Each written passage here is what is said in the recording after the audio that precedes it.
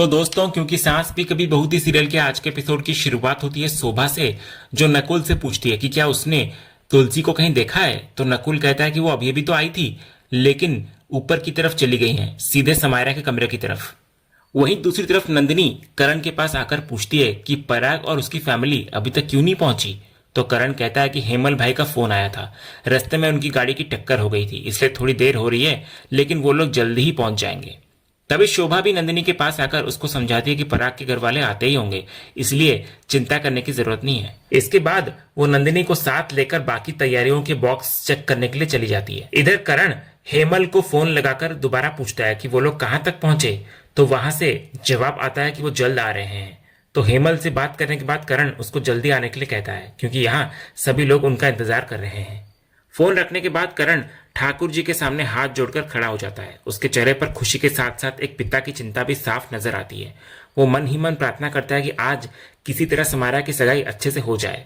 उसे भरोसा है कि धीरे धीरे समायरा इस रिश्ते को समझेगी, पराग को अपनाएगी और पूरी जिंदगी खुश रहेगी।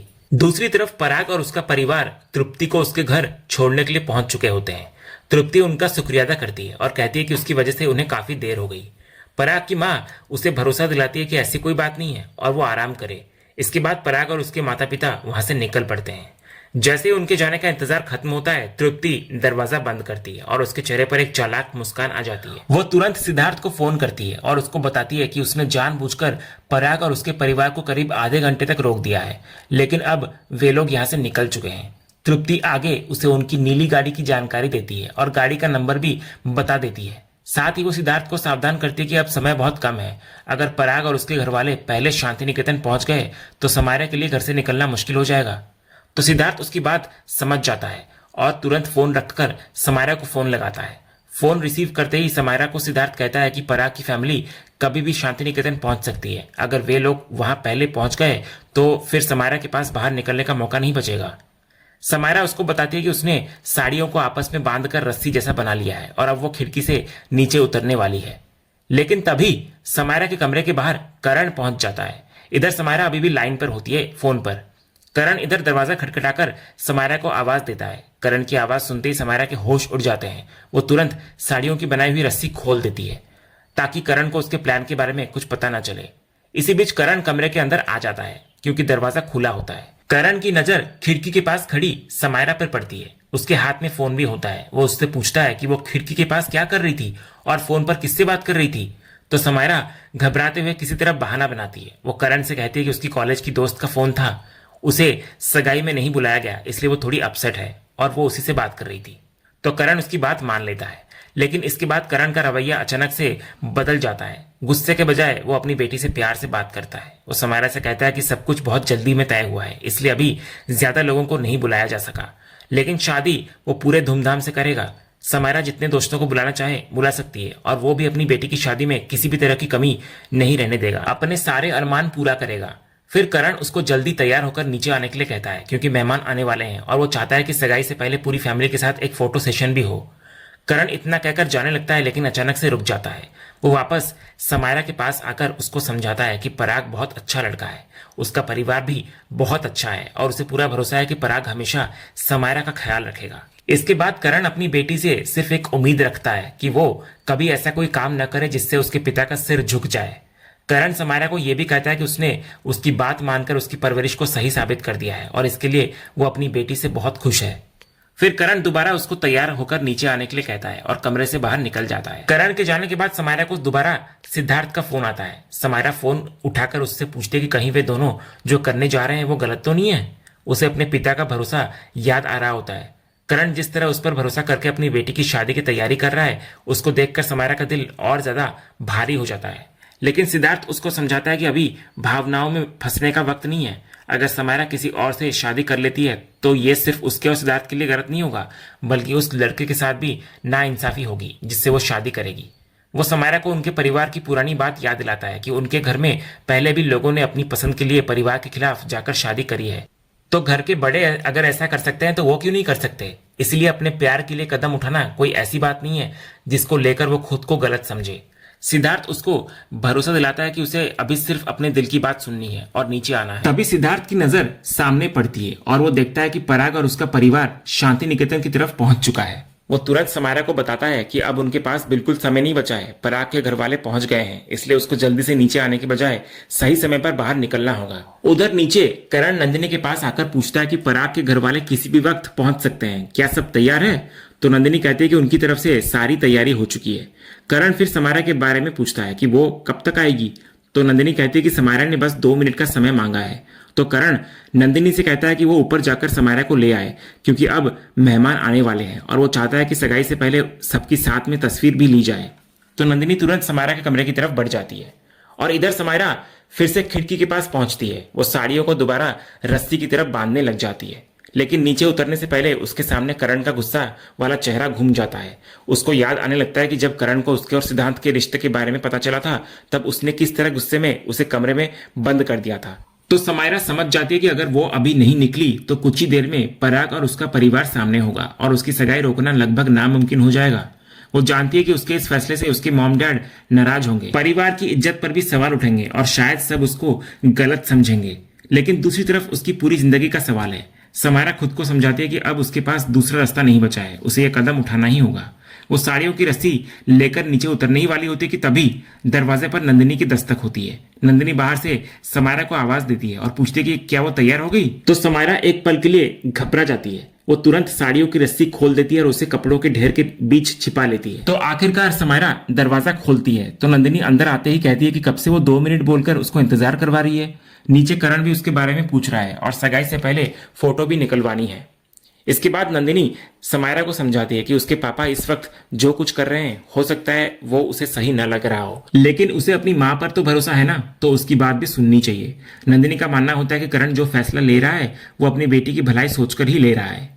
फिर नंदिनी उसको अपने साथ नीचे चलने के लिए कहती है, लेकिन समायरा किसी तरह उसको रोक देती है और कहती है कि नंदिनी नीचे चली जाए, वो थोड़ा फ्रेश होकर 2 मिनट में आ जाएगी। तो नंदिनी उसकी बात मानकर वहां से चली जाती है। उधर नीचे नियति महाराज जी से पूछती है कि मम्मी जी कहाँ है, क्योंकि कुछ देर पहले तक वो यहीं पर थी।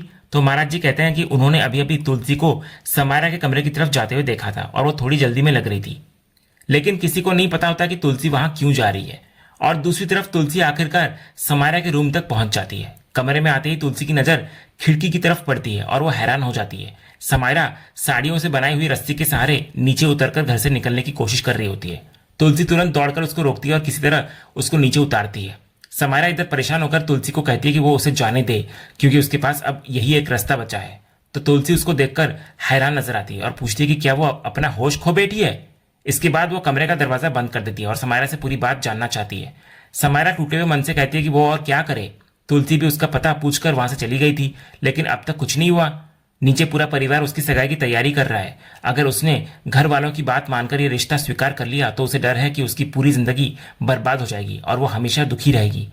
तुलसी उसको समझाती है कि घर से भाग जाना किसी समस्या का समाधान नहीं है, लेकिन समायरा बोलती है कि उसकी हालत में उसे यही रास्ता सही दिखाई दे रहा है। वो तुलसी से हाथ जोड़कर उसको जाने देने की गुजारिश करती है। तुलसी उसको पूछती है कि क्या उसने अपने माँ बाप और बाकी परिवार के बारे में सोचा है। तो समायरा कहती है कि उसे पता है कि उसके जाने के बाद परिवार उससे नाराज होगा, रोएगा, गुस्सा करेगा और शायद उसे बहुत कुछ सुनना भी पड़े, लेकिन वो किसी तरह बाद में सबको मना लेगी। उसे विश्वास है कि जब उसके मॉम डैड उसको सिद्धार्थ के साथ खुश देखेंगे तो शायद वे उसे माफ कर देंगे। तुलसी उसको समझाती है कि तरीका गलत है, भले ही उसके पिता का फैसला गलत हो, लेकिन उसके जवाब में घर से भागना भी सही रास्ता नहीं है।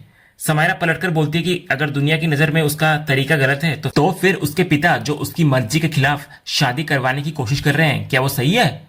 तो तुलसी उसकी बात को पूरी तरह गलत नहीं मानती। वो मानती है कि करण इस वक्त गलत कर रहा है और वो खुद उससे बात करेगी।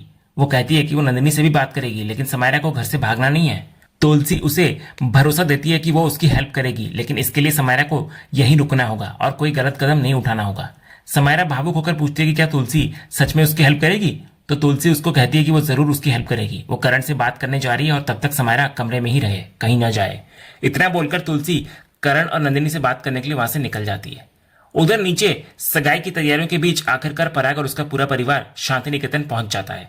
घर के लोग उनका स्वागत करते हैं और सभी एक दूसरे से मिलते हैं। करण भी पराग के परिवार को अपने परिवार से मिलवाता है। इसके बाद सभी लोग अंदर की तरफ चले जाते हैं, लेकिन नंदिनी की नजर बार बार ऊपर की तरफ जा रही होती है। उसके मन में वही सवाल होता है कि समायरा अभी तक नीचे क्यों नहीं आई। उसने तो सिर्फ 2 मिनट कहे थे, लेकिन काफी वक्त गुजर चुका है। नंदिनी आखिरकार रौनक से कहती है कि वो तुरंत ऊपर जाकर समायरा को लेकर आए, क्योंकि अब काफी देर हो चुकी है। तो रौनक समायरा के रूम की तरफ निकल जाता है। इधर तुलसी घबराई हुई नंदिनी के पास पहुंचती है। तुलसी को लगता है कि करण उसकी बात शायद नहीं समझेगा, इसलिए नंदिनी को पूरी बात बताना उसके लिए जरूरी है। वो बात शुरू ही करने वाली होती है कि तभी करण वहां आ जाता है। तो तुलसी तुरंत करण का हाथ पकड़कर उसको रोकती है और कहती है कि उसे उससे बहुत जरूरी बात करनी है। तो करण कहता है कि वो उसका हाथ छोड़े, तो तुलसी उसका हाथ छोड़ देती है। इसके बाद करण नंदिनी से कहती है कि पराग के माता पिता उसका इंतजार कर रहे हैं, इसलिए वो उसके साथ चले। नंदिनी करण के साथ वहां से चली जाती है और तुलसी की जरूरी बात एक बार फिर अधूरी रह जाती है। वहीं दूसरी तरफ समायरा फिर से अपने कमरे में होती है। वो दोबारा साड़ियों को रस्सी की तरह बांधने की कोशिश करती है और मनी मन भगवान से हेल्प मांगती है। उसे डर भी होता है कि अगर अब कोई कमरे में आ गया तो वो घर से निकल नहीं पाएगी। तभी अचानक दरवाजे पर गरिमा आती है। गरिमा समायरा को आवाज देकर दरवाजा खोलने के लिए कहती है और कहती है कि नीचे सब उसको बुला रहे हैं। और इस बार भी समायरा तुरंत साड़ियों से बनाई हुई रस्सी खोल देती है और उसको छुपा लेती है। फिर नॉर्मल दिखने की कोशिश करते हुए दरवाजा खोलती है। अंदर आते ही गरिमा उसको पूछती है कि उसने कमरे का दरवाजा बंद क्यों कर रखा था और खिड़की भी खुली क्यों है। तो समायरा बहाना बनाती है कि उसे थोड़ी घबराहट हो रही थी, इसलिए उसने खिड़की खोलकर थोड़ी ताजी हवा लेने का सोचा। गरिमा फिर उसका हाथ पकड़कर उसको ले जाने लगती है, लेकिन समायरा अचानक से रुक जाती है। गरिमा पूछती है क्या वो नीचे नहीं चलना चाहती। तो समायरा बहाना बनाती है कि उसका तैयार होना अभी बाकी है, उसकी बिंदी ड्रेस के साथ मैच नहीं कर रही है और उसको पहले सही बिंदी ढूंढनी है। तो गरिमा कहते हैं कि वो वैसे भी बहुत अच्छी लग रही है और पराग तो पहले से ही उस पर फिदा है। वो सुझाव देती है कि समायरा बिंदी लगा ले और वो यहीं पर बैठकर उसका इंतजार कर लेगी। तो अब समायरा की परेशानी और बढ़ जाती है। वो गरिमा से फिर बोलती है कि सही मैचिंग वाली बिंदी ढूंढने में थोड़ा वक्त लग सकता है, इसलिए बेहतर होगा कि गरिमा नीचे जाकर सबको बता दे कि वो थोड़ी देर में आएगी। तो आखिरकार गरिमा उसकी बात मान लेती है और नीचे जाने के लिए कमरे से बाहर निकल जाती है। गरिमा के जाती है समायरा फिर खिड़की की तरफ देखती है। इसके बाद वो एक बार फिर घर से निकलने की तैयारी में जुट जाती है। इस बार वो किसी भी तरह रुकना नहीं चाहती, क्योंकि उसे पता है कि अगर आज उसकी सगाई हो गई तो फिर उसके लिए सिद्धार्थ के साथ अपनी जिंदगी शुरू करना बेहद मुश्किल हो जाएगा। फिर समायरा तुरंत सिद्धार्थ को मैसेज करके कह देती है कि वो अब निकल रही है। उधर दूसरी तरफ सिद्धार्थ शांति निकेतन के बाहर पहले से ही एक ऑटो तैयार करके खड़ा होता है। वो ऑटो वाले से कहता है कि उन्हें तुरंत बांद्रा की तरफ निकलना है। ऑटो वाला उससे कहता है कि जब तक वो खुद ऑटो में नहीं बैठेगा तब तक गाड़ी कैसे चलेगी। तो सिद्धार्थ उसको समझाता है कि बस 2 मिनट रुकना है, कोई आने वाला है। ऑटो वाला पूछता है कि फिर इतनी जल्दी किस बात की थी। तो सिद्धार्थ कहता है कि उसने जल्दी इसीलिए कहा था ताकि जैसे ही वे बैठे ऑटो बिना समय गवाए उन्हें लेकर निकल सके। तो ऑटो वाला उसकी बात मान जाता है और इंतजार करने के लिए तैयार हो जाता है। उधर समायरा इस बार अपनी कोशिश में कामयाब हो जाती है। वो साड़ियों से बनाई गई रस्सी के सहारे खिड़की से नीचे उतर जाती है और आखिरकार शांति निकेतन के बाहर निकलने में सफल हो जाती है। लेकिन उसी वक्त ऊपर उसके कमरे के बाहर रौनक पहुंच जाता है। रौनक दरवाजा खटखटाकर समायरा को आवाज देता है, लेकिन अंदर से कोई जवाब नहीं मिलता। उसको समझ नहीं आता कि आखिर समायरा इतनी देर से दरवाजा क्यों नहीं खोल रही। फिर वो तुरंत समायरा को फोन करता है, लेकिन नीचे पहुंच चुकी समायरा फोन की स्क्रीन पर रौनक का नाम देखकर कॉल काट देती है। रौनक दोबारा फोन मिलाता है, लेकिन इस बार भी समायरा फोन काट देती है। अब रौनक को शक होने लगता है कि मामला सिर्फ तैयार होने में देरी का नहीं है। फिर वो लगातार दरवाजा नॉक करता रहता है और समायरा को पुकारता रहता है, लेकिन अंदर से फिर भी कोई आवाज नहीं आती। वहीं दूसरी तरफ नीचे समायरा आखिरकार सिद्धार्थ के पास पहुंच जाती है। उसको सामने देखते ही सिद्धार्थ की चिंता दूर हो जाती है। समायरा सीधे उसके गले लग जाती है और सिद्धार्थ भी उसको संभालते हुए राहत महसूस करता है। उसको सबसे ज्यादा चिंता यही थी कि समायरा सेफ बाहर निकल पाएगी या नहीं। वो उसको पूछता है कि कहीं उसे चोट तो नहीं लगी। तो समायरा कहती है कि वो ठीक है। सिद्धार्थ फिर कहता है कि उसकी मॉम भी उनका इंतजार कर रही है और अब जब समायरा उसके पास सुरक्षित पहुंच चुकी है तो उन्हें बिना देर किए वहां से निकल जाना चाहिए। दोनों जैसे ही आगे बढ़ते हैं समायरा का पैर लड़खड़ा जाता है और वो गिरने लगती है। सिद्धार्थ तुरंत उसको पकड़ लेता है और उसको संभालते हुए भरोसा देता है कि अब उसे घबराने की जरूरत नहीं है, वो उसके साथ है। इसके बाद दोनों ऑटो में बैठकर वहां से निकल जाते हैं। लेकिन ऊपर रौनक के शक ने अब सच का रूप ले लिया होता है। जब अंदर से कोई जवाब नहीं मिलता तो आखिरकार रौनक दरवाजे को धक्का देकर खोल देता है और कमरे में दाखिल हो जाता है। वो समायरा को अंदर आकर आवाज लगाता है, लेकिन कमरे में वो कहीं दिखाई नहीं देती। रौनक पहले बाथरूम के दरवाजे पर जाकर दस्तक देता है और बाहर से कहता है कि नीचे लड़के वाले समायरा का इंतजार कर रहे हैं, लेकिन वहां से भी कोई जवाब नहीं मिलता। तभी उसकी नजर पड़ती है कि बाथरूम का दरवाजा खुला हुआ होता है। रौनक अंदर जाकर देखता है तो वहां भी समायरा नहीं होती। अब वो सोच में पड़ जाता है कि आखिर वो कहाँ गई। वो अनुमान लगाता है कि शायद वो दूसरे कमरे में होगी और वापस मुड़ने लगता है, लेकिन तभी उसकी नजर खुली हुई खिड़की पर पड़ जाती है। तो रौनक धीरे धीरे खिड़की के पास जाता है और नीचे देखता है। वहां रेलिंग से साड़ियों को जोड़कर बनाई गई एक लंबी रस्सी नीचे तक लटक रही होती है। ये देखते ही रौनक के होश उड़ जाते हैं। उसे तुरंत समझ आ जाता है कि समायरा रूम से निकलकर भाग चुकी है। वो बिना एक पल गवाए कमरे से बाहर निकलता है और नीचे की तरफ भागता है। वहीं दूसरी तरफ तुलसी भी बेहद परेशान सी खड़ी होती है। उसके मन में लगातार यही सवाल चल रहा होता है कि अब वो क्या करे। उसे किसी भी हालत में करण और नंदिनी दोनों से बात करनी होगी, क्योंकि अगर समय रहते समायरा को नहीं रोका गया और उसने कोई गलत कदम उठा लिया तो पूरा परिवार एक बहुत बड़ी मुसीबत में फंस सकता है। और इसी बढ़ते तनाव के साथ आज का यह एपिसोड यहीं पर खत्म होता है। तो दोस्तों, क्या रौनक समय रहते समायरा को रोक पाएगा, और क्या करण को समायरा के घर से भागने की सच्चाई पता चलेगी, और क्या तुलसी इस रिश्ते को टूटने से बचा पाएगी? अपनी राय हमें कमेंट करके जरूर बताइए। और ऐसे ही सास भी कभी बहू थी के लेटेस्ट एपिसोड के अपडेट्स और कहानी से जुड़े ट्विस्ट के लिए चैनल को सब्सक्राइब करें और वीडियो को लाइक करना बिल्कुल ना भूलें और बेल आइकन को भी जरूर दबा लिया करें। मिलते हैं अगले एपिसोड के अपडेट के साथ, तब तक के लिए धन्यवाद।